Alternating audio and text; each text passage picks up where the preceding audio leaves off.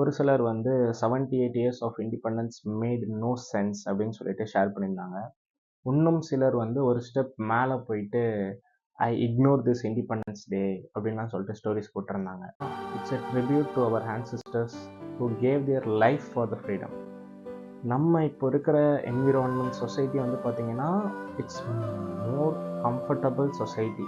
நீங்கள் 1947க்கு முன்னாடி இருந்த ஒரு சொசைட்டியில் பார்த்தீங்கன்னா we don't have rights to speak, we don't have rights to educate ourselves, we don't have rights to even express our thoughts. So இவ்வளோ காலத்தில் வந்த நேதாஜி, சுபாஷ் சந்திர போஸ், பகத்சிங், சுகுதேவ் போன்ற மாபெரும் மனிதர்கள் வந்து தன்னோட உயிரை தியாகம் பண்ணி கிடைச்சது தான் இந்த சுதந்திரம். சேஃப்டி இல்லை, ஒரு பொண்ணுக்கே சேஃப் இல்லாத ஒரு சொசைட்டி அப்புறம் இண்டிபெண்டன்ஸ் கிடைச்ச எண்ணத்துக்கு அப்படின்னு சொல்கிறாங்க. கவர்மெண்ட்டுக்கு சொம்பு அடிக்கிறேன் அப்படின்னா